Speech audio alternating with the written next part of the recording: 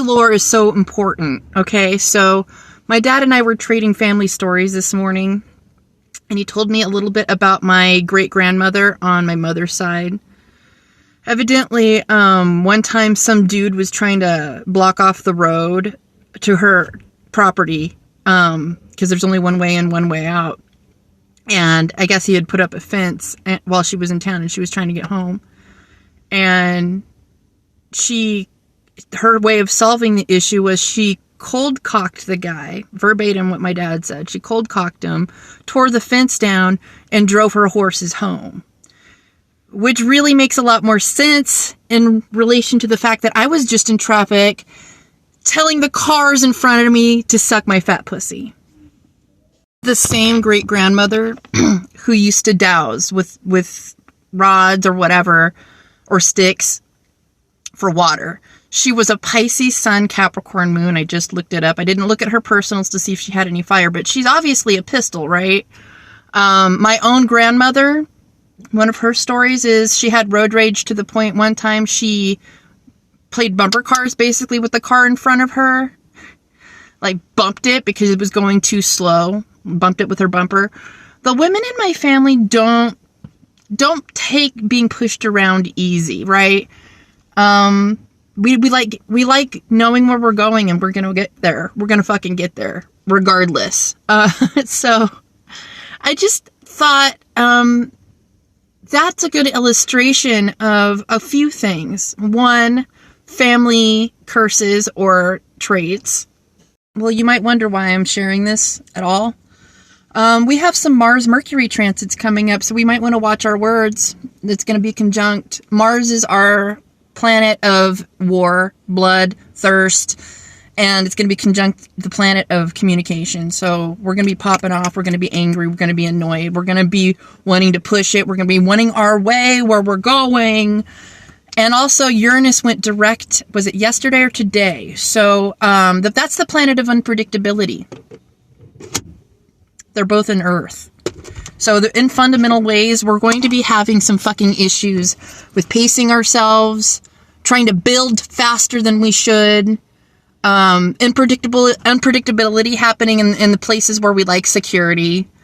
So how do we quiet the voices? How do we collect ourselves and still have an air of cool-headedness and adaptability in all this? The number one step to controlling your temper, controlling your impulse, will always be to stay in your breath. When our brains we're seeing red, this can be extremely hard to do, but just one of those things, if you're having a battle of texts, use your notes before you actually send anything. Never, ever, ever send anything. Never, ever send anything while you're pissed off. I'd rather be left on red than have somebody break my fighting rules, which is one other thing that I do, is I make sure to have a set rules for everybody that I'm going to have a fight with, because when you love people and you live with them, you're going to fucking fight. So I plan for a fucking healthy fight. In much the same way, you have to cultivate your responses, plan them ahead of time, get ahead of your anger impulse before it happens. So say it's not somebody you love that's pissing you off. It's just some fucking rando that you have absolutely zero respect for in the first place. Same thing. You make the fighting rules within yourself. Are you going to humiliate yourself by dragging your own vibration down just because you had a human reaction? You're just because you're on the path to enlightenment doesn't mean that you're not going to be angry sometimes or have, snap anxieties or snap anger, snap fucking righteous indignation. Because a lot of times things are fucked up. Like, people get you fucked up out here. They will say whatever and get you completely out of your practice. And that's literally a test. You have to decide being right with spirit is more important than being right or winning a fight. Always.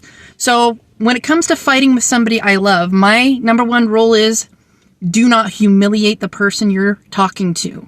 Words can't be taken back, and they will always be replayed. And if they felt like ever devalued or humiliated in the conversation, if you ever took that extra step to hurt them on purpose, nobody's ever going to forget that. So that's my number one. Don't go there. Number two is do your best not to call names. Do not call names because, again, it's petty and it doesn't make sense. Number three is don't call up the past unless it's used in an illustration to make a point. And it has to be something that is constructive. It can't be just gaslighting and like hurting somebody with mistakes they've made in the past and atoned for. If I've had any of these things done to me in a fight, my feelings have gotten deeply hurt and I don't bounce back. So I try not to do that in a fight. I try to clean up my language in a fight, actually. I know I'm a potty mouth person, but when it comes to actually having a fight, that's when my emotions are high, my vocabulary gets really crispy. It's very business shirt, white, clean, crisp, big vocabulary, right? That's when my big words come out. That's when my anything that I've learned wisdom wise come out, because that's my trauma responses to now that I've cultivated this, it is to make peace immediately and try to get ahead of the end of this conversation and make sure that I'm going to keep my side of the street clean no matter what. To act and impulse and use my words correctly. Basically, I treat others as you would like to be treated very seriously, especially when it comes to high emotions. And I really try to get at the source of what the problem is instead of react to the surface irritation. So yeah, I was yelling in traffic, but I wasn't trying to honk. I wasn't trying to steer into, I wasn't trying to be evasive. I wasn't trying to be an asshole about it. I was screaming to process my blast of energy. But I don't think screaming is unhealthy.